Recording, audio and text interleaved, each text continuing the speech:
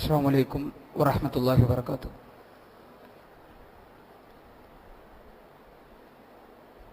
إن الحمد لله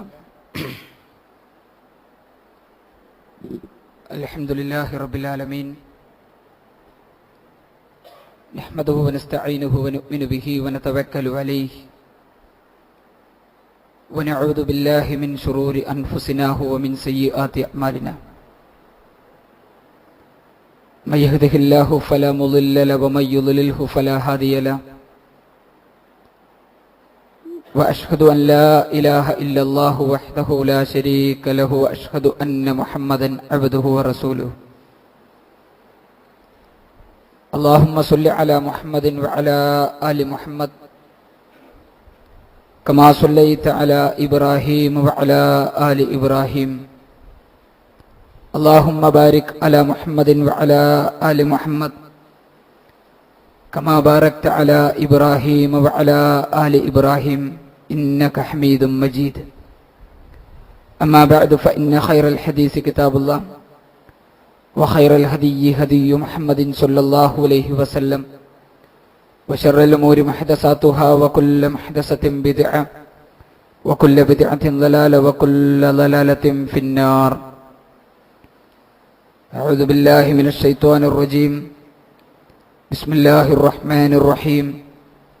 يا أيها الذين آمنوا اتقوا الله حق تقاته ولا تموتن إلا وأنتم مسلمون. بسم الله الرحمن الرحيم. إذ تستغيثون ربكم فاستجاب لكم أني ممدكم بألف من الملائكة مردفين. സ്നേഹ സമ്പന്നരായ സത്യവിശ്വാസികളെ, സത്യവിശ്വാസിനികളെ, അള്ളാഹുവിൻ്റെ ആജ്ഞാനിർദ്ദേശങ്ങൾ ജീവിതത്തിൻ്റെ മുഴുവൻ മേഖലകളിലും പാലിച്ച് അള്ളാഹുവിനെ സൂക്ഷിച്ച് ജീവിക്കുന്ന തഖ്വയുള്ള വിശ്വാസികൾ ഉൾപ്പെടണമേ എന്നും ആദ്യമായി നിങ്ങൾ ഓരോരുത്തരോടും ഓർമ്മപ്പെടുത്തുകയാണ്, വസിയത്ത് ചെയ്യുകയാണ്. അള്ളാഹുവിൻ്റെ ഭാരമായ അനുഗ്രഹത്താൽ വിശ്വാസികൾക്കേറെ പവിത്രമായ പരിശുദ്ധ റമദാനിന്റെ രാപ്പകലുകളിലൂടെയാണ് നമ്മൾ നീങ്ങിക്കൊണ്ടിരിക്കുന്നത്. കഴിഞ്ഞുപോയ ദിനരാത്രങ്ങളിലും വരാനിരിക്കുന്ന ദിനങ്ങളിലുമെല്ലാം നാം ചെയ്യുന്ന അമലുകൾ അള്ളാഹു സ്വീകരിക്കുകയും ആ പ്രവർത്തനങ്ങളിലൂടെ റയ്യാൻ എന്ന കവാടത്തിലൂടെ സ്വർഗത്തിൽ പ്രവേശിക്കുന്ന സജ്ജനങ്ങളിൽ അള്ളാഹു നമ്മേവരെയും ഉൾപ്പെടുത്തി അനുഗ്രഹിക്കുമാറാകട്ടെ. പരിശുദ്ധ റമദാൻ സമാഗതമായാൽ വിശ്വാസികളുടെ മനസ്സിലേക്ക് ഓടിയെത്തുന്ന അത്ഭുതകരമായ ചില സംഭവങ്ങളുണ്ട്. അതിലേറ്റവും പ്രധാനപ്പെട്ടതാണ് ഇതുപോലെ ഒരു പരിശുദ്ധ റമദാനിൽ ഹിജറ 2-ാം വർഷത്തിൽ നടന്ന പരിശുദ്ധമായ ബദർ യുദ്ധവും അതിൽ പങ്കെടുത്ത ബദരീങ്ങളെ സംബന്ധിച്ചുള്ള ചിന്തയും. ഇസ്ലാമിക ചരിത്രത്തിലെ ഒരു വലിയ വഴിത്തിരിവായിരുന്നു യഥാർത്ഥത്തിൽ ബദർ യുദ്ധം. ഇസ്ലാം ഏറെ വിമർശിക്കപ്പെട്ടുകൊണ്ടിരിക്കുന്ന ഒരു കാലഘട്ടത്തിലാണ് നമ്മൾ ജീവിക്കുന്നത്. ഇസ്ലാം എന്നതൊരു പോരാട്ടത്തിന്റെയോ അല്ലെങ്കിൽ ഏതെങ്കിലും തരത്തിലുള്ള അക്രമ പ്രവർത്തനങ്ങളുടെയോ ഒരു മതമല്ല. ആയുധം കാണിച്ച് ഭയപ്പെടുത്തുന്ന ഒരു പ്രബോധന ശൈലിയും ഇസ്ലാമിലില്ല. സമാധാനം ആഗ്രഹിക്കുന്ന, പേരിൽ തന്നെ സമാധാനം ഉണ്ട് എന്ന് പഠിപ്പിക്കുന്ന, സമാധാനത്തിലേക്ക് മനുഷ്യരെ ക്ഷണിക്കുന്ന, സമാധാനം ലോകത്തിന് പ്രദാനം ചെയ്യുന്ന ഒരു ആദർശമാണ്, ഒരു മതമാണ് ഇസ്ലാം. ചരിത്രപ്രസിദ്ധമായ ബദർ ഒരു അനിവാര്യ സന്ദർഭത്തിൽ നടന്ന ഒരു യുദ്ധമായിരുന്നു. ബദർ യുദ്ധത്തിന്റെ പശ്ചാത്തലം ഏറെ തെറ്റിദ്ധരിക്കപ്പെട്ടുകൊണ്ടിരിക്കുന്ന ഒരു കാലഘട്ടത്തിലാണ് നാം ചർച്ച ചെയ്യുന്നത്. പ്രവാചകൻ സല്ലല്ലാഹു അലൈഹി വസല്ലമയുടെ മക്ക ജീവിത കാലഘട്ടം ഹിറാ ഗുഹയുടെ അന്ധകാരത്തിൽ ഇഖ്റഇന്റെ സന്ദേശവുമായി ജിബ്രീൽ അലൈഹിസ്സലാത്തു വസ്സലാം കടന്നു വരുന്നതിന് മുമ്പ് മക്ക മണലാരണ്യത്തിൽ ജീവിച്ച പ്രവാചകന്റെ ജീവിതം ആർക്കും ആക്ഷേപങ്ങളില്ലാത്ത, ആർക്കും വിമർശനങ്ങളില്ലാത്ത, ഒരു ജീവിതമായിരുന്നു മുഹമ്മദ് നബി സല്ലല്ലാഹു അലൈഹി വസല്ലമയുടെ ജീവിതമായി ലോകത്തിന് പറയാനുണ്ടായിരുന്നത്. അല്ലമീൻ എന്നായിരുന്നു അവർ പ്രവാചകൻ സല്ലല്ലാഹു അലൈഹി വസല്ലമയെ അവരുടെ കാലഘട്ടത്തിൽ അവർ വിശേഷിപ്പിച്ചിരുന്നത്, വിളിച്ചിരുന്നത്. 40-ാമത്തെ വയസ്സിൽ ഇഖ്റയുടെ സന്ദേശവും ഏറ്റെടുത്ത് നാട്ടിൽ പ്രബോധന പ്രവർത്തനങ്ങൾ ആരംഭിച്ച നാളെ മുതൽ ആശ്വസിപ്പിക്കുകയും സ്നേഹിക്കുകയും ആദരിക്കുകയും ചെയ്ത നാവുകൾ ആക്ഷേപങ്ങൾ കൊണ്ട് ചൊരിയുന്ന കാഴ്ചയാണ് പിന്നീട് ലോകത്തിന് കാണാൻ കഴിഞ്ഞിട്ടുള്ളത്.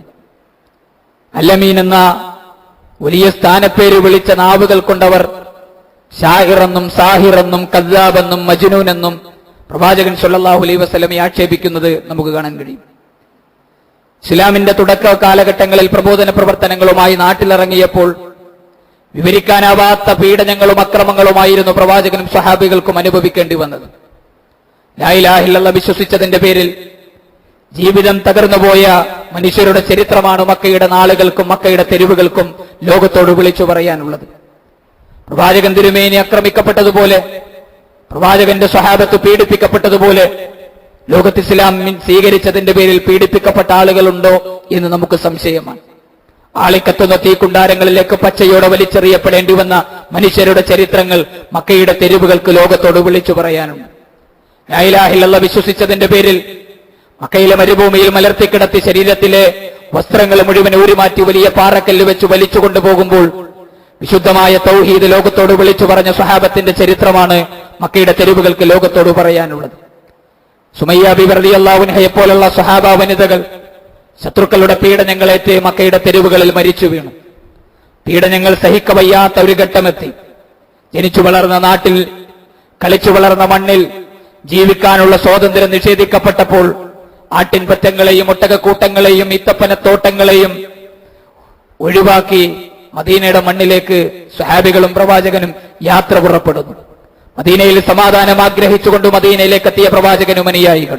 പക്ഷേ മദീനയുടെ മണ്ണിലും പ്രവാചകനെയും സ്വഹാബികളെയും ജീവിക്കാൻ മക്കയിലുണ്ടായിരുന്ന ആളുകൾ അനുവദിച്ചില്ല. പ്രവാചകനെയും സ്വഹാബികളെയും സംരക്ഷണം നൽകിയ മദീനയെ തകർക്കുവാൻ മക്കയിൽ നിന്ന് ആളുകൾ ഒരുക്കം കൂട്ടുന്നുവെന്ന വാർത്ത മദീനയിൽ ജീവിക്കുന്ന പ്രവാചകന്റെ കാതുകളിലേക്ക് കടന്നു വന്നു. മക്കയിൽ തങ്ങൾ ഒഴിവാക്കിപ്പോയ സമ്പൽ കൂമ്പാരങ്ങൾ, ആട്ടിൻപറ്റങ്ങളും ഒട്ടകക്കൂട്ടങ്ങളും ഈത്തപ്പനത്തോട്ടങ്ങളും മുന്തിരിത്തോപ്പുകളും ഒരുമിച്ച് കൂട്ടി വലിയൊരു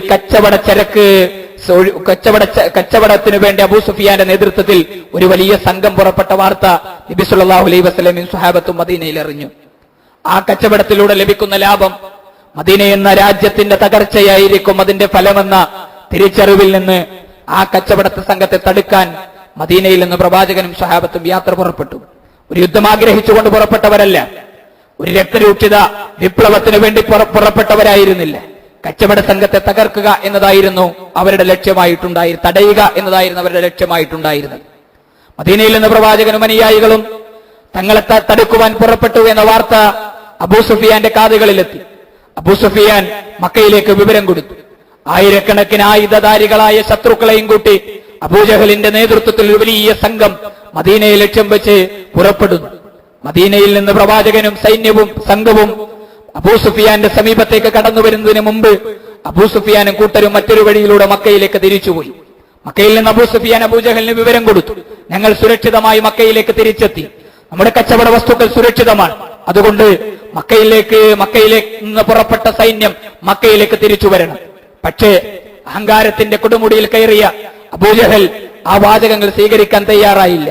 മദ്യപിച്ച് മദാലസകളുമായി നൃത്തമാടി ഒട്ടകങ്ങളെ അറുത്ത് ബദറിന്റെ താഴ്വരയിലെത്തി 3 ദിവസം അവിടെ താമസിച്ച് മദീനയെ തകർത്ത് തിരിച്ചു വരിക എന്നതായിരുന്നു അവന്റെ ലക്ഷ്യമായി അവൻ ഈ സമൂഹത്തോട് വിളിച്ചു പറഞ്ഞു.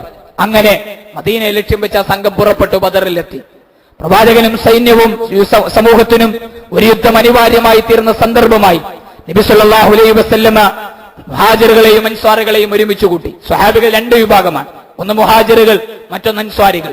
മുഹാജിറുകൾ എന്ന് പറയുന്നത് ജനിച്ചു വളർന്ന മക്കയുടെ നാട്ടിൽ നിന്ന് മദീനയിലേക്ക് ഹിജറ പോയ ആളുകളാണ് മുഹാജിറുകളായ ആളുകൾ. അൻസ്വാരികൾ എന്ന് പറയുന്നത് ജനിച്ചു വളർന്ന നാടൊഴിവാക്കി മദീനയിലേക്ക് കടന്നു വന്നവർക്ക് അഭയം നൽകിയ സ്വഹാബികൾക്കാണ് അൻസ്വാരികൾ എന്ന് ചരിത്രം വിളിക്കുന്നത്. മുഹാജിറുകളെയും അൻസ്വാരികളെയും ഒരുമിച്ച് കൂട്ടി നബി സല്ലല്ലാഹു അലൈഹി വസല്ലമ ആ സ്വഹാബത്തിനോട് ചോദിച്ചു, സ്വഹാബികളെ, ബദറിന്റെ താഴ്വരയിൽ ആയിരക്കണക്കിന് വരുന്ന ശത്രുക്കൾ ഇതാ ഇസ്ലാമിക സമൂഹത്തെ തകർക്കുവാൻ രംഗത്ത് വന്നിരിക്കുന്നു. നിങ്ങളുടെ നിലപാടെന്താണ്? നിങ്ങൾ ഉണ്ടാകുമോ? പ്രവാചകന്റെ ആ ചോദ്യം കേട്ട് സ്വഹാബികൾക്കൊരൽപ്പം വിഷമമായി. അവർ ചോദിച്ചു, നബിയെ, ഞങ്ങൾ എന്തെങ്കിലും അങ്ങയോടൊപ്പം ഉണ്ടാവില്ല എന്നങ്ങയ്ക്ക് സംശയമുണ്ടോ? അങ്ങ് ഞങ്ങളെക്കുറിച്ച് സംശയിക്കുന്നുണ്ടോ? ഞങ്ങളെക്കുറിച്ച് എന്തെങ്കിലും ഒരു സംശയം അങ്ങയുടെ മനസ്സിലുണ്ടോ? സ്വഹാബികളുടെ വാക്കുകൾ കേട്ട് പ്രവാചകന്റെ മറുപടി സംശയമുണ്ടായതുകൊണ്ടല്ല. അങ്ങ് മദീനയിലേക്ക് കടന്നു വരുന്നതിന് മുമ്പ് നിങ്ങൾ എന്നോടുണ്ടാക്കിയ കരാർ മദീനയുടെ മണ്ണിലേക്ക് കടന്നു വന്നാൽ എന്തിനും മദീനയിലെ അൻസ്വാരികൾ തയ്യാറാണ് പ്രവാചകനെയും അനുയായികളെയും സംരക്ഷിക്കാൻ. പക്ഷേ ബദർ യുദ്ധം നടക്കുന്നത് മദീനക്ക് പുറത്താണ്.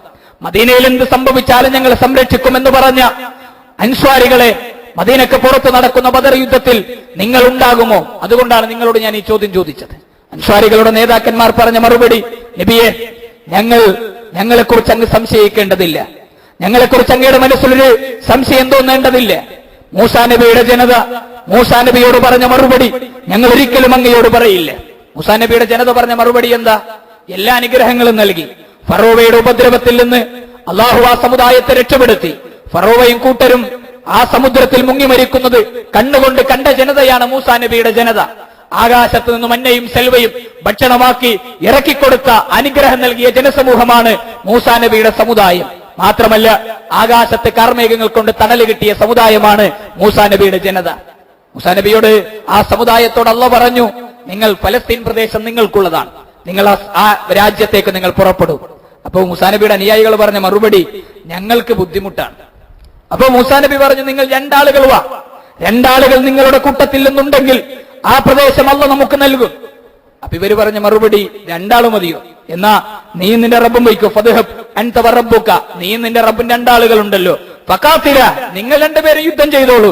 ഇന്നാ ഹാഹുനാ ഖാഇദൂൻ, ഞങ്ങൾ ഇവിടെ ഇരുന്നു കൊള്ളാം. നിങ്ങൾ ആ രാജ്യത്ത് പോയി നീ നിന്റെ റബ്ബും പോയി യുദ്ധം ചെയ്ത് അതൊക്കെ പിടിച്ചടക്കി കൊണ്ടുപോവാ, ഞങ്ങൾ അതിനു ശേഷം വരാം എന്ന് പറഞ്ഞ മറുപടി, നബിയെ, ഞങ്ങൾ ഒരിക്കലും അങ്ങയോട് പറയില്ല. ഞങ്ങൾ പറയുന്ന മറുപടി, നബിയെ, അലറി വിളിക്കുന്ന ആർത്തിരമ്പുന്ന തിരമാലകളുള്ള സമുദ്രത്തിലേക്കാണ് അങ്ങ് ഞങ്ങളെയും കൊണ്ട് കടന്നു പോകുന്നതെങ്കിൽ ആർത്തിരമ്പുന്ന തിരമാലകളുള്ള സമുദ്രത്തിന് മുന്നിൽ ഞങ്ങളോട് നിൽക്കാൻ ആവശ്യപ്പെട്ടിട്ടില്ലെങ്കിൽ ആ തിരമാലകളിലേക്ക് ഞങ്ങൾ ഉണ്ടാകും നബിയെ.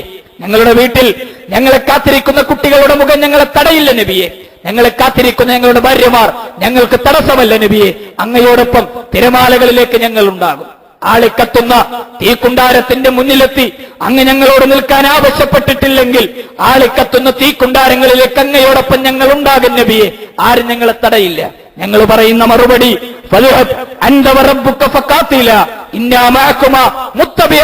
എന്നായിരിക്കും ഞങ്ങൾ പറയുന്ന മറുപടി. മുഹമ്മദ് നബിയെ, താങ്കളും താങ്കളുടെ റബ്ബും ആ യുദ്ധത്തിന് വേണ്ടി ഇറങ്ങി പുറപ്പെട്ടോളൂ. ഞങ്ങളുണ്ടാകും അങ്ങയോടൊപ്പം. ഞങ്ങളെ തടയാൻ, ഞങ്ങളെ തടുക്കാൻ ഒരു ശക്തിക്കും കഴിയില്ല എന്ന മറുപടി സ്വഹാബികൾ പ്രവാചകൻ സല്ലല്ലാഹു അലൈഹി വസല്ലമയോട് പറഞ്ഞു. ലോകത്ത് ഒരു നേതാവിനും കിട്ടാത്ത ഒരു മറുപടിയായിരുന്നു പ്രവാചകൻ എന്ന നേതാവിന് സ്വഹാബത്ത് അനുയായികൾ എന്നവിടെ പകർന്നു നൽകിയത്. ഏത് നേതാവിനും കൺകുളിർമ നൽകുന്ന മറുപടി. ഏത് തീക്കുണ്ടാരത്തിലേക്ക് അവരെ ക്ഷണിച്ചാലും ആ തീക്കുണ്ടാരങ്ങളിലേക്ക് കടന്നു വരാൻ ആർജവം കാണിക്കുന്ന ഒരു അനുയായി സമൂഹത്തെയും കൊണ്ടാണല്ലോ ഞാൻ ഈ ബദറിന്റെ താഴ്വരയിലെത്തിയ എന്ന ആത്മവിശ്വാസവുമായിട്ടാണ് പ്രവാചകൻ ആ സമൂഹത്തെയും കൊണ്ട് ആ ബദറിന്റെ താഴ്വരയിലേക്ക് കടന്നുപോയത്. പക്ഷേ ബേജാറായിരുന്നു നബി സല്ലല്ലാഹു അലൈഹി വസല്ലമയ്ക്ക്, പേടിയായിരുന്നു നബി സല്ലല്ലാഹു അലൈഹി വസല്ലമയ്ക്ക്. ബദറിന്റെ താഴ്വരയിൽ ബദർ യുദ്ധത്തിന്റെ തലേ രാത്രി പ്രവാചകന്റെ കണ്ണുനീരിൽ കുതിർന്ന പ്രാർത്ഥന ചരിത്രത്തിൽ നമുക്ക് വായിക്കാൻ കഴിയും. അബൂബക്കർ റളിയല്ലാഹു അൻഹു കയറി ചെല്ലുമ്പോ തന്റെ കൂടാരത്തിൽ സുജൂദിൽ കിടക്കുന്ന നബി സല്ലല്ലാഹു അലൈഹി വസല്ലമ പ്രവാചകന്റെ മുന്നിലെത്തുമ്പോ ഒരു ചട്ടിയിൽ നിന്ന് തിളപ്പിക്കുന്നത് പോലെ പ്രവാചകൻ വല്ലാതെ കരഞ്ഞുകൊണ്ടിരിക്കുന്നു. റസൂലുള്ളാഹിന്റെ കണ്ണുനീർ തുള്ളികൾ ബദറിന്റെ താഴ്വരയെ നനയിച്ചു എന്ന് ചരിത്രത്തിൽ നമുക്ക് കാണാൻ കഴിയും. അബൂബക്കർ റളിയല്ലാഹു അൻഹു പ്രവാചകന്റെ തോളിൽ പിടിച്ചിട്ട് പറഞ്ഞു, നബിയെ, മതി നബിയെ, അങ്ങയുടെ പ്രാർത്ഥന അല്ലാഹു സ്വീകരിച്ചിട്ടില്ലെങ്കിൽ ആരുടെ പ്രാർത്ഥനയാണ് നബിയെ സ്വീകരിക്കുക? അങ്ങയുടെ പ്രാർത്ഥന അല്ലാഹു സ്വീകരിക്കും. അങ്ങയുടെ കണ്ണുനീർ തുള്ളികൾക്ക് അല്ലാഹു ഉത്തരം നൽകും. അങ്ങയുടെ പ്രാർത്ഥന അല്ലാഹു സ്വീകരിക്കുക തന്നെ ചെയ്യും. അബൂബക്കർ റളിയല്ലാഹു അൻഹു സമാധാനിപ്പിച്ചു. നബി സല്ലല്ലാഹു അലൈഹി വസല്ലമയുടെ പ്രാർത്ഥന എന്താ? അല്ലാഹുമ്മ തഹ്ലിക് ഹാദിഹിൽ ഉസ്സാബ മിൻ അഹ്ലിൽ ഇസ്ലാം ലൻ തഅബുദു ഫിൽ അർളി അബദാ.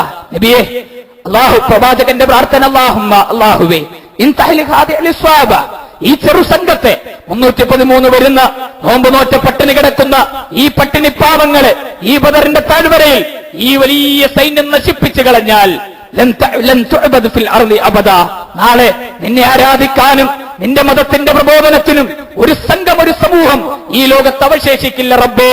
അതുകൊണ്ട് ഈ ചെറു സംഘത്തെ നീ രക്ഷിക്കണേ, ഈ ചെറിയ സമൂഹത്തെ നീ ഏറ്റെടുക്കണേ, ഈ ന്യൂനപക്ഷത്തെ നീ സഹായിക്കണേ, ഈ ന്യൂനപക്ഷത്തിന് നീ തൗഫീക്ക് നൽകണേ.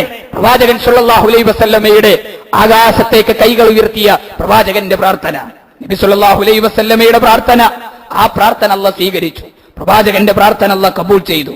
വാഗ്ദാനം അല്ലാഹു പാലിച്ചു. അല്ലാഹുവിന്റെ വാഗ്ദാനം ജിബ്രീൽ അലൈഹിസ്സലാത്തു വസ്സലാം വഹിയുമായി ബദറിന്റെ താഴ്വരയിലേക്ക് കടന്നു വന്ന് പ്രവാചകന്റെ കാതുകളിൽ ഓതിക്കൊടുത്തു, തസ്തഈസൂന റബ്ബക്കും ഫസ്തജാബ ലക്കും അന്നീ മുമിത്തുക്കും ബിഅൽഫിൻ മിനൽ മലായികത്തി മുർദിഫീൻ. നബിയേ, താങ്കൾ ഈ താഴ്വരയിൽ രാത്രിയുടെ ഇരുളിൽ ആകാശത്തേക്ക് കൈകൾ ഉയർത്തി പടച്ച റബ്ബിനോട് ചെയ്ത ഇസ്തിആസയുണ്ടല്ലോ, താങ്കളുടെ പ്രാർത്ഥനയുണ്ടല്ലോ, ആ പ്രാർത്ഥന നാഥൻ സ്വീകരിച്ചിരിക്കുന്നു. എങ്ങനെയാ സ്വീകരിച്ചത്? അന്നീ മുമിത്തുക്കും ബിഅൽഫിൻ മിനൽ മലായികത്തി മുർദിഫീൻ. ആയിരക്കണക്കിന് മലക്കുകളെ ആകാശലോകത്ത് നിന്ന് വിണ്ണിൽ നിന്ന് മണ്ണിലേക്ക് ഇറക്കി ഈ യുദ്ധത്തിലുള്ള നിങ്ങളെ സഹായിക്കുമെന്ന ആ വാഗ്ദ താങ്കളുടെ പ്രാർത്ഥന ഇതാ അള്ളാഹു പൂർത്തിയാക്കിക്കൊണ്ടിരിക്കുന്നു. നബി സല്ലല്ലാഹു അലൈഹി വസല്ലമയ്ക്ക് ജിബ്രീൽ അലൈഹിസ്സലാത്തു വസ്സലാം സമാധാനം നൽകി. ഇവിടെ വിശ്വാസികൾ മനസ്സിലാക്കേണ്ട ഒരു കാര്യം, സാധാരണ നാട്ടിൽ ആളുകൾ പറയും ഞങ്ങൾ പ്രാർത്ഥനയല്ല ഇസ്തിആസയാണ് നടത്തുന്നത്, ഞങ്ങൾ ഇസ്തിആസയാണ് നടത്തിക്കൊണ്ടിരിക്കുന്നത്, ഞങ്ങൾ ആദ്യം അല്ലാഹുവല്ലാത്തവരോട് പ്രാർത്ഥിക്കാറില്ല, ഇസ്തിആസയാണ് നടത്തുന്നത്. പ്രവാചകൻ സല്ലല്ലാഹു അലൈഹി വസല്ലം ബദറിന്റെ താഴ്വരയിൽ പ്രാർത്ഥിച്ചു എന്ന കാര്യത്തിൽ ആർക്കും അഭിപ്രായ വ്യത്യാസമില്ല. ആ പ്രാർത്ഥനയ്ക്ക് ഖുർആൻ നൽകുന്ന മറുപടി ഇത് തസ്തഈസൂന റബ്ബക്കും, നബിയെ താങ്കൾ താങ്കളുടെ നാഥനോട് ഇസ്തിആസ ചെയ്ത സന്ദർഭം എന്ന് പറഞ്ഞ പ്രവാചകന്റെ പ്രാർത്ഥനയ്ക്ക് ഖുർആൻ പ്രയോഗിച്ച പ്രയോഗം എന്താ? ഇസ്തിആസ എന്ന. അതിന്റെ അർത്ഥം എന്താ? ഇസ്തിആസയും പ്രാർത്ഥനയും രണ്ടല്ല, അതൊന്നാണ് എന്ന് ഖുർആൻ വളരെ ശക്തമായി വിശ്വാസി സമൂഹത്തോട് പറഞ്ഞു കൊടുക്കുകയുണ്ടായി. താങ്കൾ താങ്കളുടെ നാഥനോട് ഇസ്തിആസ ചെയ്ത സന്ദർഭം അല്ലാഹ് ആയിരക്കണക്കിന് മലക്കുകളെ ഇറക്കി താങ്കളെ സഹായിക്കും. അങ്ങനെ ആയിരക്കണക്കിന് ശത്രുക്കളും 313 വരുന്ന വിശ്വാസികളും മുഖത്തോട് മുഖം നോക്കി നിൽക്കുന്ന സന്ദർഭമായി. ബദർ യുദ്ധത്തിന്റെ ചരിത്രം അതാണ്. എന്തായിരുന്നു ബദറിന്റെ കാരണം? അത് അതിർത്തി തർക്കത്തിന്റെ പേരിലായിരുന്നു. ലോകത്തൊരുപാട് പോരാട്ടങ്ങൾ നമ്മൾ കേട്ടിട്ടുണ്ട്. രാജ്യങ്ങൾ വെട്ടിപ്പിടിക്കാൻ പോരാട്ടങ്ങൾ നടത്തിയവരുണ്ട്, അതിർത്തി വികസിപ്പിക്കാൻ പോരാട്ടങ്ങൾ നടത്തുന്നവരുണ്ട്, എണ്ണ സമ്പത്തുകൾക്ക് വേണ്ടി യുദ്ധങ്ങൾ നടത്തുന്നവരുണ്ട്. എന്നാൽ ബദർ അതിർത്തി തർക്കത്തിന്റെ പേരിലായിരുന്നു. ബദർ ഏതെങ്കിലും രാജ്യം വെട്ടിപ്പിടിക്കുന്നതിന് വേണ്ടിയായിരുന്നു. ബദർ യുദ്ധം എണ്ണ സമ്പത്തിന് വേണ്ടിയായിരുന്നു. അല്ല, ഒരു മതസ്വാതന്ത്ര്യത്തിന്റെ ഒരു ആദർശത്തിന്റെ പ്രശ്നമായിരുന്നു ബദർ. യഥാർത്ഥത്തിൽ ഏത് ആദർശത്തിൻ്റെതായിരുന്നു ബദറിൽ? എന്തായിരുന്നു ബദർ യുദ്ധത്തിൽ ആദർശത്തിന്റെ പ്രശ്നമുണ്ടായത്? അള്ളാഹുവിനെ മാത്രം വിളിച്ചു പ്രാർത്ഥിക്കുന്ന മുഹമ്മദ് നബി സല്ലല്ലാഹു അലൈഹി വസല്ലം, ലാ ഇലാഹ ഇല്ലല്ലാഹ് എന്ന ആരാധനക്കരൻ അല്ലാഹു മാത്രമെന്ന ആ തൗഹീദിന്റെ പ്രഖ്യാപനവുമായി പ്രവാചകൻ സല്ലല്ലാഹു അലൈഹി വസല്ലമയും 313 വരുന്ന വിശ്വാസി സൈന്യവും വിശ്വാസി സമൂഹവും നെഞ്ചത്ത് കൈവച്ച് വിശ്വാസികളുടെ പ്രാർത്ഥന, ഇയ്യാക നഅ്ബുദു വഇയ്യാക നസ്തഈൻ, നിന്നോട് മാത്രം ഞങ്ങൾ പ്രാർത്ഥിക്കുന്നു, നിന്നോട് മാത്രം ഞങ്ങൾ സഹായം തേടുന്നു എന്ന ആദർശവുമായിട്ടാണ് നബി സല്ലല്ലാഹു അലൈഹി വസല്ലമയും സംഘവും ബദറിലേക്ക് എത്തിയത്. മറുഭാഗത്തെ ആയിരക്കണക്കിന് വരുന്ന ശത്രുക്കളുടെ ആദർശം എന്തായിരുന്നു? അവർ അല്ലാഹുവിൽ വിശ്വാസമില്ലാത്തവരായിരുന്നു? അല്ല, അവർ അല്ലാഹുവിൽ വിശ്വാസമുള്ളവരായിരുന്നു. അവരോട് ചോദിച്ചാൽ അറിയാം. ഖുർആൻ അവരോട് ചോദിക്കുന്ന ചില ചോദ്യങ്ങളുണ്ട്. വലൈൻ സഅൽതഹും മൻ ഖലഖസ് സമാവാതി വൽ അർദ് വസഖറ അശ്-ശംസ വൽ ഖമർ, ആകാശഭൂമികളെ സൃഷ്ടിച്ചതാരാ? സൂര്യചന്ദ്ര നക്ഷത്രാദികളെ സംവിധാനിച്ചവനാരാ? അബൂജഹലിന്റെ മറുപടി ലാത്ത എന്നായിരുന്നില്ല, ഉസ്സ എന്നല്ല, ഹെബുല്ലാല എന്നല്ല, മറിയം ബീവി എന്നല്ല, ഇബ്രാഹിം നബി എന്നല്ല, ഇസ്മായിൽ നബി എന്നല്ല. ഈ ഇബ്രാഹിം നബിയെയും ഇസ്മായിൽ നബിയെയും മറിയം ബീവിയെയും ലാത്തയെയും ഉസ്സയെയും മനാത്തയെയും വിളിച്ചു പ്രാർത്ഥിച്ച അബൂജഹൽ പറഞ്ഞ മറുപടി അള്ളയാണ്. അള്ളയാണ് ആകാശഭൂമികളെ സൃഷ്ടിക്കുന്നവനും സൂര്യചന്ദ്ര നക്ഷത്രാദികളെ സംവിധാനിച്ചവനും. എങ്കിൽ നബിയെ, അടുത്ത ചോദ്യം അവരോടൊന്ന് ചോദിച്ചു നോക്ക്. വലൈൻ സഅൽതഹും മൻ നസ്സല മിനസ് സമാഇ മാഅൻ, ആരാണ് ആകാശത്ത് നിന്ന് കോരിച്ചൊരിയുന്ന മഴത്തുള്ളികൾ വർഷിപ്പിച്ച് നിർജീവമായി കിടക്കുന്ന ഭൂമിയിൽ നിന്ന് ഈ സസ്യലതാദികളെ മുളപ്പിച്ചു കൊണ്ടുവന്നവൻ ആരാണ് നബിയെ? ആരാണ് എന്ന് അബൂജഹലിനോട് ചോദിച്ചാൽ അബൂജഹൽ പറഞ്ഞ മറുപടി ഇബ്രാഹിം നബിയെ. അത്രയും നേരം വിളിച്ചു പ്രാർത്ഥിച്ച അബൂജഹൽ പറയും ഇബ്രാഹിം നബി അല്ല. ഇസ്മായിൽ നബിയെ വിളിച്ചു തേടി അബൂജഹൽ പറയും ഇസ്മായിൽ നബി അല്ല. ലാത്തയുടെയും മുസ്സയുടെയും മനാത്തയുടെയും ഹുബില്ലയുടെയും മറിയം ബീവിയുടെയും മുന്നിൽ കൈകൾ ഉയർത്തി പ്രാർത്ഥിച്ച അബൂജഹൽ പറയും ഇവരാരുമല്ല. പിന്നെ ആരാ? അള്ളയാണ്, അള്ളാഹുവാണ്, പടച്ചവനാണ്. അബൂജഹൽ പ്രാർത്ഥിച്ചു, പ്രവാചകൻ പ്രാർത്ഥിച്ചതുപോലെ. ആരോടാ? അള്ളാഹുവിനോട്. ബദറിന്റെ തലേ ദിവസം അബൂജഹൽ പ്രാർത്ഥിച്ച ഒരു പ്രാർത്ഥന ഹദീസ് ഗ്രന്ഥങ്ങളിലുണ്ട്. കാനൽ മുശ്രിക്കൂന ഹീന ഖറജു മിൻ മക്ക ഇലാ ബദർ, മക്കയിൽ നിന്ന് ബദറിലേക്ക് പുറപ്പെടുന്ന സന്ദർഭത്തിൽ അബൂജഹൽ അഖദു ബിഅസ്താരിൽ കഅബ, കഅബത്തിന്റെ കില്ല പിടിച്ചിട്ടാണ് അബൂജഹൽ പ്രാർത്ഥിച്ചത്. ഫസ്തൻസുറുല്ലാഹ്, അള്ളാഹുവിന്റെ സഹായത്തിന് വേണ്ടി. ആരുടെ സഹായത്തിന് വേണ്ടി അബൂജഹൽ പ്രാർത്ഥിച്ചത്? അള്ളാഹുവിന്റെ സഹായത്തിന് വേണ്ടി. അള്ളാഹുവിന്റെ സഹായത്തിന് വേണ്ടി പ്രാർത്ഥിച്ചിട്ട് അവര് പറഞ്ഞത് അല്ലാഹുമ്മൻസുർ അലൽ ജുന്ദൈൻ വഅക്രമൽ ഫിഅത്തൈൻ വഖൈറൽ ഖബീലത്തൈൻ, രണ്ടാളൊരു ഗോത്രത്തെ, മാന്യമായ സംഘത്തെ നീ സഹായിക്കണേ, നീ രക്ഷിക്കണേ. ഇബ്രാഹിം നബി എന്നല്ല, നീ രക്ഷിക്കണേ അല്ലാഹ് എന്നാരുടെ പ്രാർത്ഥന? അബൂജഹലിന്റെ അബൂലഹബിന്റെ മക്കയിൽ നിന്ന് യുദ്ധത്തിന് വേണ്ടി കടന്നു വന്ന മക്കയിലെ മുശ്രിക്കുകളുടെ പ്രാർത്ഥന. നമ്മളൊന്ന് സങ്കല്പിച്ചു നോക്കുക. ഇന്നത്തെ ചാനലുകളുടെ കാലം പോലെ അന്ന് ബദർ യുദ്ധം നടക്കുന്നിടത്ത് ചാനലുകൾ ഉണ്ടെങ്കിൽ ബദർ യുദ്ധത്തിന് രണ്ട് ഭാഗത്തും മുഖത്തോട് മുഖം നോക്കി നിൽക്കുന്ന രണ്ട് സൈന്യത്തോട് ചാനലുകൾ ഒരു ഇന്റർവ്യൂ നടത്തുന്നുവെന്ന് നിങ്ങളൊന്ന് വിചാരിക്കുക. ആ ചാനലുകാരുടെ ചോദ്യം, ആരാണ് ആകാശഭൂമികളെ സൃഷ്ടിച്ചത്? മുഹമ്മദ് നബിയുടെ മറുപടി അതല്ലയാണ്. മറുഭാഗത്ത് അബൂജഹലിനോട് ആരാണ് ആകാശഭൂമികളെ സൃഷ്ടിച്ചത്?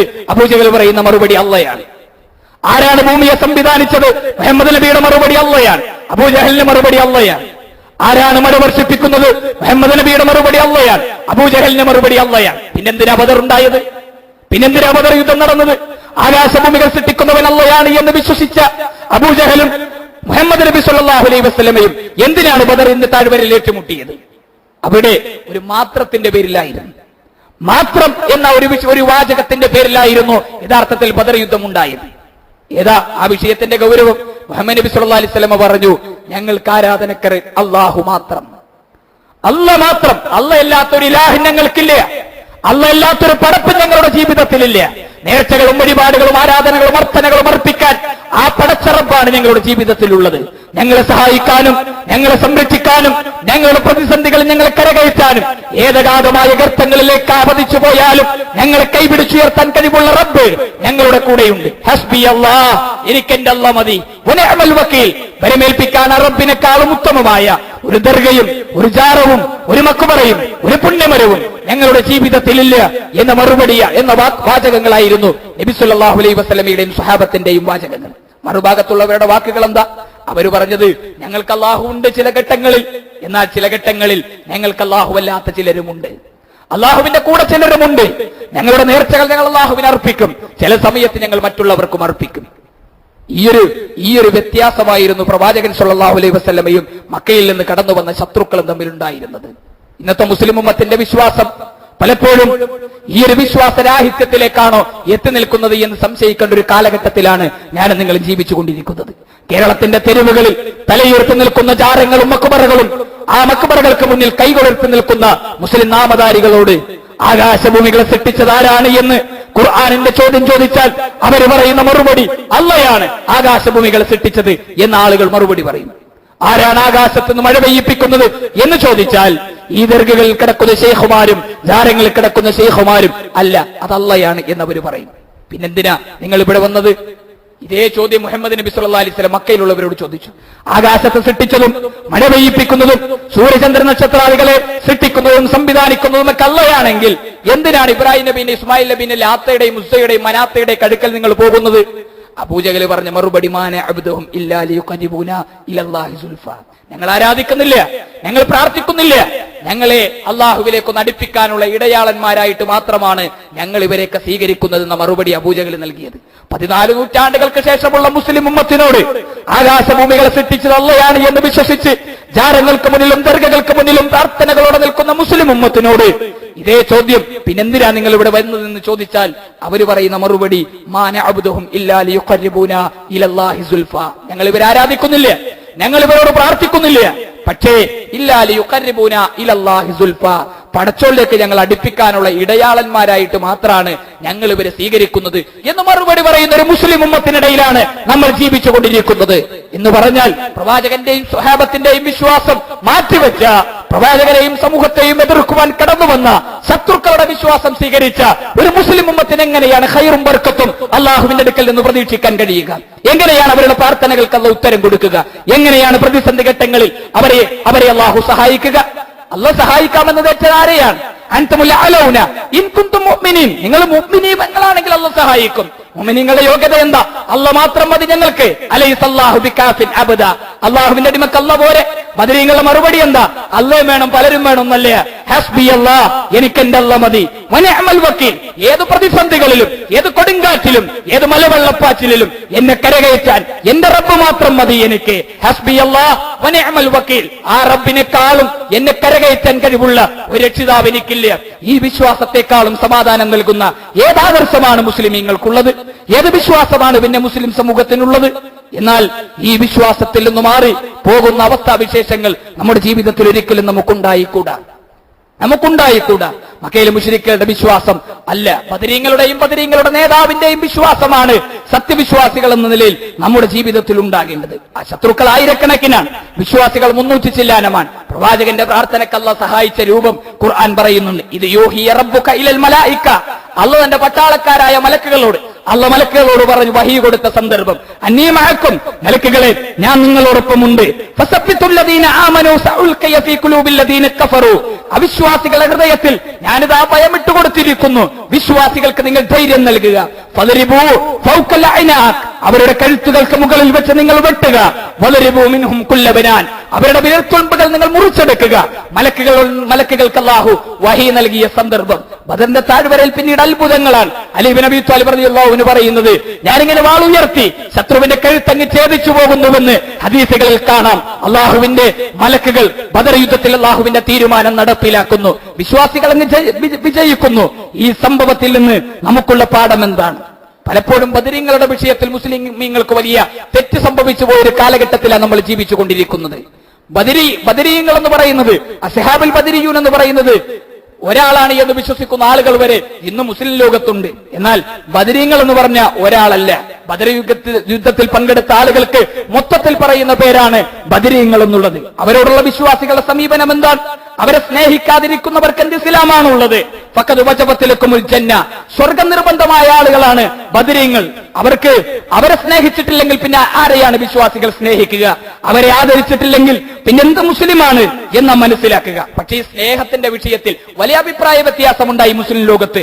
എങ്ങനെ ആദരിക്കണം, എങ്ങനെ സ്നേഹിക്കണം, തെറ്റിദ്ധാരണകളാണ് ആളുകൾക്കുള്ളത്. ചില ആളുകൾ പറയുന്നത് അവരോട് വിളിച്ചു പ്രാർത്ഥിക്കലാണ് അവരോടുള്ള സ്നേഹം. രോഗം മാറാനും പട്ടിണി മാറാനും കഷ്ടപ്പാടുകൾ നീങ്ങാനും കച്ചവടത്തിൽ ഖൈറും ബർക്കത്തും ഉണ്ടാകാനും യാ അഹ്ല ബദരി ശുഹദാ, ബദർ ശുഹദാക്കളെ കച്ചവടത്തിൽ ബർക്കത്ത് തരണേ, ഞങ്ങൾക്ക് ഖൈർ തരണേ എന്ന് വിളിച്ചു തേടുന്ന ആളുകളെ നമുക്ക് സമൂഹത്തിൽ കാണാൻ കഴിയും. ഇതാണോ യഥാർത്ഥത്തിൽ സ്നേഹം? ഇതാണോ ബദരീങ്ങൾ പഠിപ്പിച്ച ആദർശം? ഇതാണോ ബദരീങ്ങൾ പഠിപ്പിച്ച വിശ്വാസം? വേറെ ചില ആളുകൾ ബദരീങ്ങളുടെ പേരിൽ നേർച്ചകൾ ഉണ്ടാക്കുന്നു, പലഹാരങ്ങൾ ഉണ്ടാക്കുന്നു, അത് ബദരീങ്ങൾക്ക് നേർച്ചയാക്കുന്നു. ഇങ്ങനെയാണോ സ്നേഹിക്കേണ്ടത്? ലാ ഇലാഹ ഇല്ലല്ലാഹ് എന്ന ആദർശം പടവാളാക്കി ബദറിന്റെ പോർക്കളത്തിൽ തൗഹീദിന് വേണ്ടി ജീവിതം നയിച്ച ഭാരതന്മാരോട് കാണിക്കുന്ന ക്രൂരതയാണ് ഈ പ്രവർത്തനങ്ങളെന്ന് വിശ്വാസി ലോകം തിരിച്ചറിയേണ്ടതുണ്ട്. അവരുടെ ആദർശത്തിന്, ലാ ഇലാഹ ഇല്ലല്ലാഹ് എന്ന ആദർശത്തിന് വേണ്ടി പൊരുതിയ, ആ തൗഹീദ് പഠിപ്പിച്ച ഭാരതന്മാരുടെ ആദർശത്തിന്റെ കടക്കൽ കത്തിവെക്കുന്ന പ്രവർത്തനങ്ങളിൽ ഒരിക്കലും മുസ്ലിം ഉമ്മത്ത് ഇറങ്ങി പുറപ്പെടാൻ പാടില്ല. നമ്മുടെ പ്രയാസങ്ങൾ പരിഹരിക്കാൻ അവർക്ക് കഴിയുമോ? നമ്മുടെ ദാരിദ്ര്യം മാറ്റാൻ അവർക്ക് സാധിക്കുമോ? ആരാ ബദരീങ്ങളുടെ നേതാവ്? നബി സല്ലല്ലാഹു അലൈഹി വസല്ലമ, പ്രവാചകൻ തിരുമേനി സല്ലല്ലാഹു അലൈഹി വസല്ലമ ലോകത്തോട് യാത്ര പറയുന്ന ദിവസം ഹദീസ് ഗ്രന്ഥങ്ങൾ രേഖപ്പെടുത്തപ്പെട്ട് കിടക്കുന്നുണ്ട്. വീട്ടിലൊന്ന് വിളക്ക് കത്തിക്കാൻ എണ്ണ പോലുമില്ലാത്ത ആയിഷ ബീവിയുടെ കണ്ണുനീർത്തുള്ളികൾ പ്രവാചകന്റെ വീടുകളിൽ ചെന്നാൽ നമുക്ക് ആ വാചകങ്ങൾ കാണാൻ കഴിയും. പ്രവാചകന്റെ ഭാര്യമാർ ലോകത്തോടത് വിളിച്ചു പറയുന്നുണ്ട്. ജൂതന്റെ വീട്ടിൽ ചെന്ന് എണ്ണ വാങ്ങിക്കൊണ്ടുവന്ന ആയിഷ ബീവിയുടെ ചരിത്രം പറയുന്ന ആ ബദരീങ്ങളുടെ നേതാവിനോട്, സ്വന്തം വീടിന്റെ ദാരിദ്ര്യം മാറ്റാൻ കഴിയാത്ത ബദരീങ്ങളുടെ നേതാവിനോട് തന്റെ വീടിന്റെ ദാരിദ്ര്യം മാറ്റാൻ പറയുന്നവന്റെ വിഡ്ഢിത്തത്തെക്കുറിച്ച് നാം ആലോചിക്കേണ്ടതില്ലേ? സ്വന്തം കുടുംബത്തിന്റെ, പ്രവാചകനും സഹാബത്തും അനുഭവിച്ച പച്ചിലയും പച്ചവെള്ളവും തിന്ന് മാസങ്ങളോളം താമസിക്കേണ്ടി വന്ന ചരിത്രങ്ങളാണ് പ്രവാചകനുള്ളത്. സഹാബികൾ പറയുന്നു, ഞങ്ങൾ ഒരിക്കൽ ഇങ്ങനെ നടന്നു പോകുമ്പോ വിശപ്പ് കൊണ്ട് സഹിക്കവയ്യാതെ രാത്രി ഞങ്ങൾ ഇങ്ങനെ നടന്നു പോകുമ്പോ കാലിലെന്തോ കട്ടിയുള്ളൊരു വസ്തു ഞങ്ങളുടെ കാലുകളിൽ തട്ടി.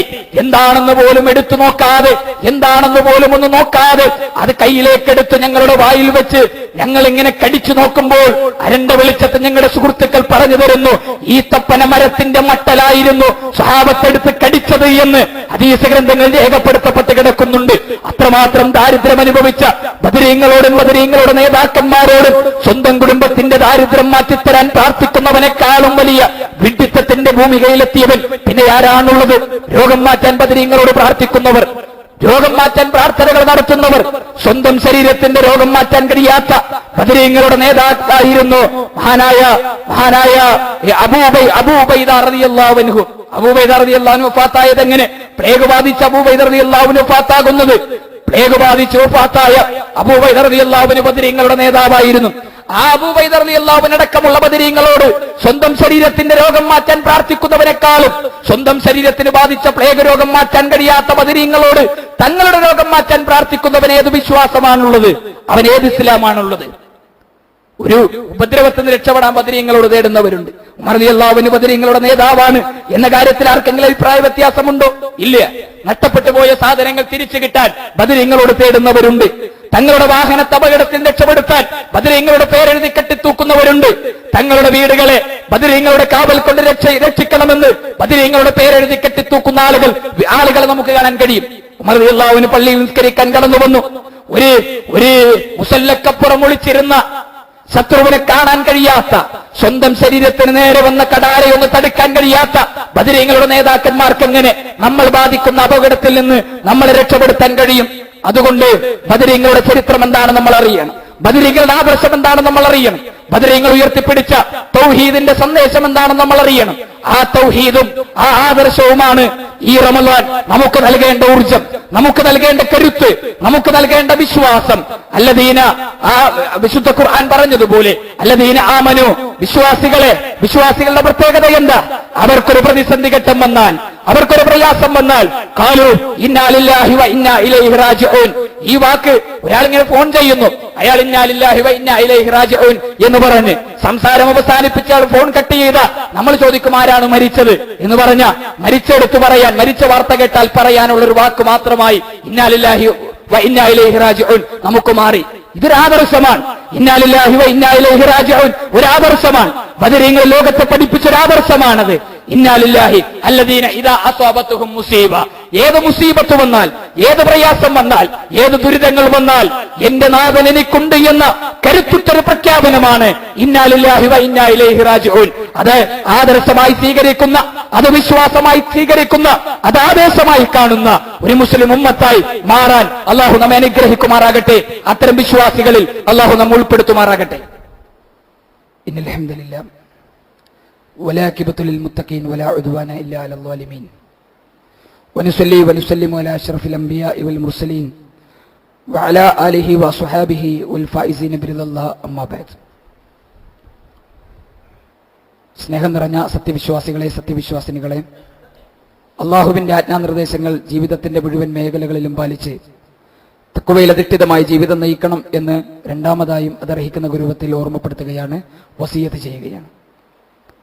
പരിശുദ്ധ റമളാനിൽ വിശ്വാസികൾക്ക് ആവേശമായി നടന്ന ബദർ യുദ്ധത്തിന്റെ ചരിത്രത്തെ സംബന്ധിച്ചാണ് നാം വിശദീകരിച്ചത്.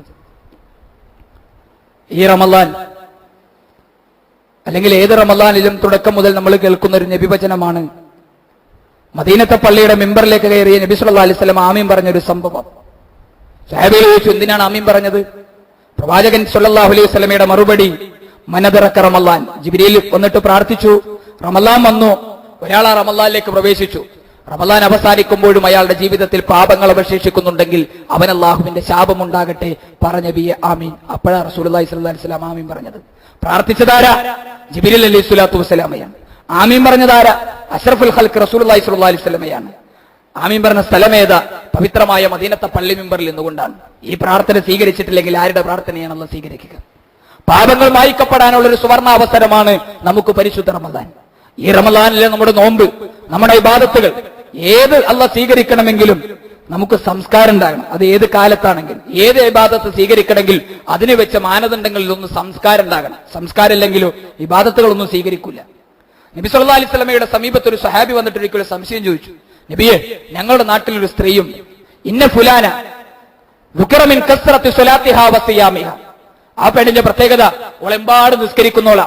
എമ്പാടും നിസ്കരിക്കുന്ന പറഞ്ഞാൽ ഇല്ലാത്ത ഫർദ് നിസ്കാരങ്ങൾക്ക് പുറമെ എമ്പാടും സുന്നത്ത് നിസ്കരിക്കും. ഫർദ് നോമ്പിന് പുറമെ എമ്പാടും സുന്നത്ത് നോമ്പ് നോൽക്കും.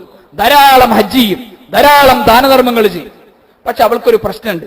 അവളുടെ പ്രശ്നം, നാട്ടിലെ ഒരാൾക്ക് ഓളെ കൊണ്ടൊരു സ്വസ്ഥതയില്ല, എല്ലാവർക്കും സ്വൈര്യക്കേടാ.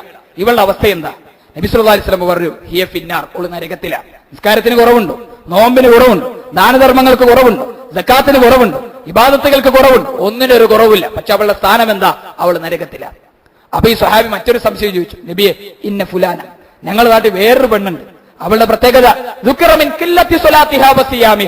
അവള് മറ്റോളെ പോലെ എമ്പാട് നിസ്കരിക്കുന്നോളല്ല, ഫർള് നിസ്കാരങ്ങളൊക്കെ കൃത്യ, എമ്പാട് സുന്നത്ത് നിസ്കാരമൊന്നുമില്ല, ഫർളായ കാര്യങ്ങളെല്ലാം കൃത്യമാണ്. മറ്റോളെ പോലെ ഇബാദത്തുകൾ കൊല്ല ഹജ്ജ് ചെയ്യുന്ന ഉംറ ചെയ്യുന്ന ഒരു പെണ്ണൊന്നുമല്ല. പക്ഷെ അവൾക്കൊരു ഗുണമുണ്ട്. എന്താ അവളുടെ ഗുണം? അവളുടെ ഗുണം, നാട്ടിൽ ഒരാൾക്ക് ഓളെ കൊണ്ടൊരു ബുദ്ധിമുട്ടില്ല, ഒരാൾക്ക് അവളെ കൊണ്ടൊരു പ്രയാസമില്ല. ഇവളുടെ അവസ്ഥ എന്താ? നബി സല്ലല്ലാഹു അലൈഹി വസല്ലമയുടെ മറുപടി, ഹിയ ഫിൽ ജന്ന, ഓള് സ്വർഗ്ഗത്തിലാണ്. ഈ സംഭവത്തിൽ നമുക്കുള്ള പാടെന്താ? ഇബാദത്തുകൾ എമ്പാടും ചെയ്തിട്ട് കാര്യമില്ല, അതിന് സംസ്കാരം ഉണ്ടാകണം. സംസ്കാരമില്ലെങ്കിൽ നമസ്കാരം കൊണ്ട് പ്രയോജനമില്ല, സംസ്കാരമില്ലെങ്കിൽ ഇബാദത്തുകൾ കൊണ്ട് പ്രയോജനമില്ല. ഒരിക്കൽ സ്വഹാബികൾക്കിടയിൽ ഇരിക്കുന്ന നബി സല്ലല്ലാഹു അലൈഹി വസല്ലം സ്വഹാബികളോട് ചോദിച്ചു, നാളെ പരലോകത്തിന്റെ കൂട്ടുകാരാകുന്ന, സ്വർഗത്തിൽ എന്റെ സാമീപ്യം കിട്ടുന്ന ഒരു സംഘം ആളുകളെ കുറിച്ച് ഞാൻ നിങ്ങൾക്ക് അറിയിച്ചു തരട്ടെ? സ്വഹാബികൾ പറഞ്ഞു, ബലാ യാ റസൂലല്ലാഹ്. ആർക്കാ താല്പര്യമില്ലാത്തത്? ആർക്കാ അതറിയാൻ ഇഷ്ടമില്ലാത്തത്? സ്വഹാബികൾ പറഞ്ഞു, അറിയിച്ചതാ നബിയെ.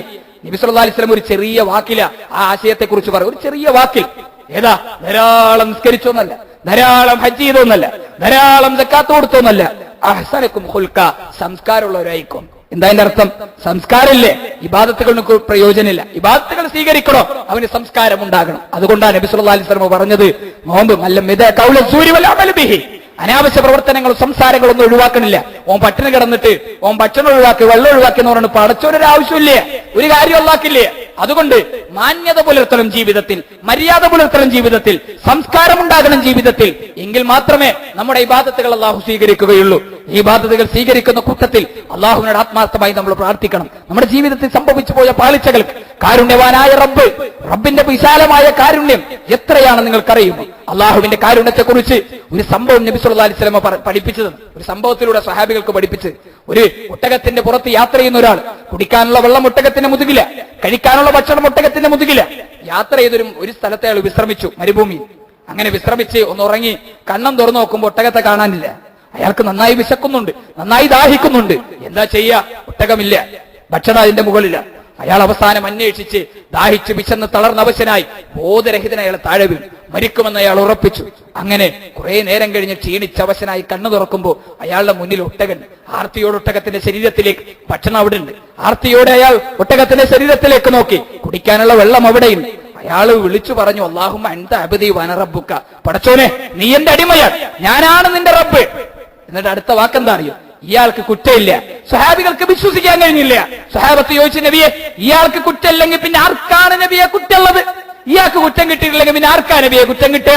കാരണം അയാൾ പറഞ്ഞത് കുഫ്രിയത്തിന്റെ വാക്കല്ലേ, അല്ലാഹുമ്മ അൻത അബ്ദി, പടച്ചോനെ നീ എന്റെ അടിമയാ, വഅന റബ്ബുക, ഞാൻ നിന്റെ റബ്ബാണെന്ന് ഒരാൾ പറഞ്ഞാൽ അവനെക്കാളും വലിയ മോശക്കാരൻ പിന്നെ ആരാ ദുനിയാവിലുള്ളത്?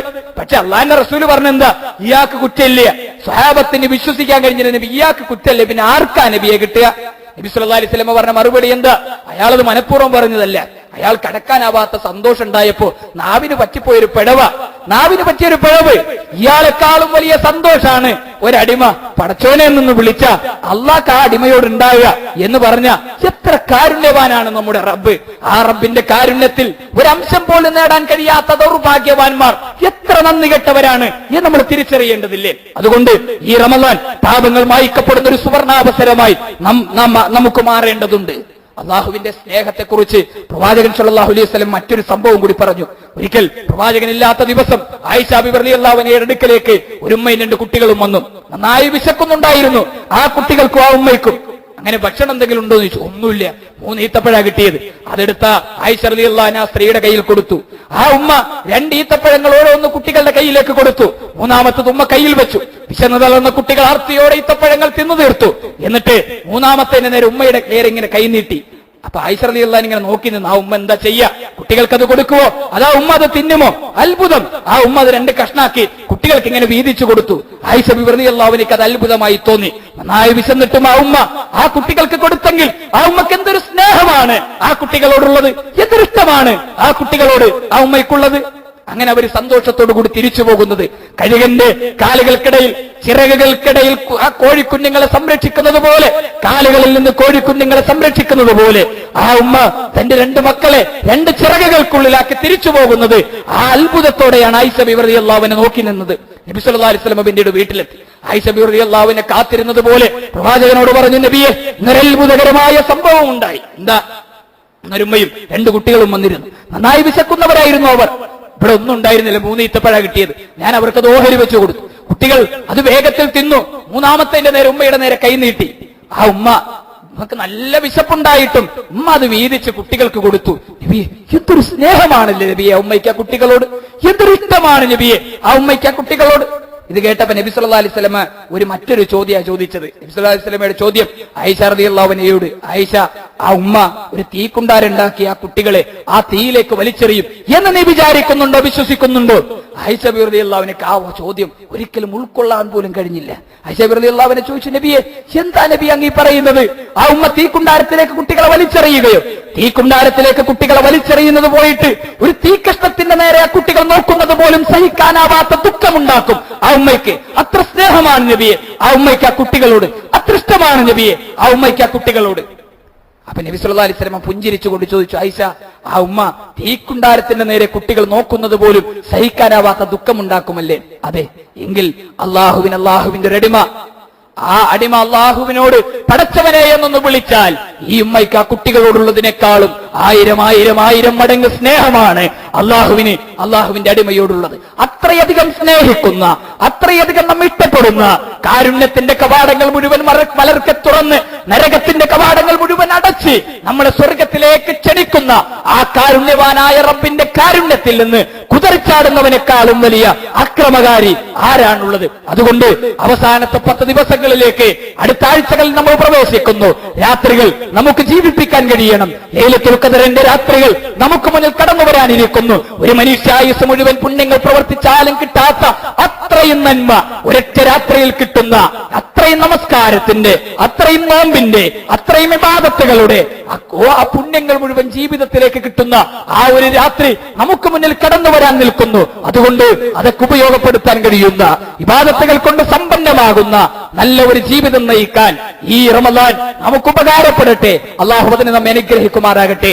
ജീവിതത്തിന്റെ സർവ്വരംഗങ്ങളിലും സംഭവിച്ചു പോയ പാളിച്ചകൾ അള്ളാഹു നമുക്കെല്ലാവർക്കും വിട്ടുപുറത്തു മാപ്പാക്കി തരുമാറാകട്ടെ. അള്ളാഹുവേ, ഞങ്ങളിൽ നിന്ന് മരണപ്പെട്ടു പോയ ഞങ്ങളുടെ സഹോദരങ്ങൾ, ഞങ്ങളുടെ മാതാപിതാക്കൾ, ഞങ്ങളുടെ ബന്ധുമിത്രാദികൾ, നാഥ, അവരുടെ ഖബർ ജീവിതത്തെ വിശാലമാക്കി കൊടുക്കുകയും ഞങ്ങളെയും അവരെയും നാളെ നിന്റെ ജന്നാത്തുൽ ഫിർദൗസിൽ നീ ഒരുമിച്ച് ചേർത്ത് അനുഗ്രഹിക്കണം റഹ്മാനെ.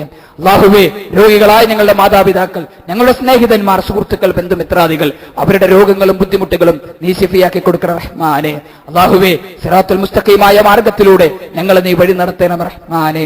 നീ അനുഗ്രഹിച്ചവരുടെയും നീ സ്നേഹിച്ചവരുടെയും മാർഗത്തിൽ ഞങ്ങളെ നീ ഉൾപ്പെടുത്തണം റഹ്മാനെ. നീ കോപിച്ചവരുടെയും നീ ശപിച്ചവരുടെയും മാർഗത്തിൽ നിന്ന് ഞങ്ങളെ നീ കാത്തുരക്ഷിക്കണം റഹ്മാനെ.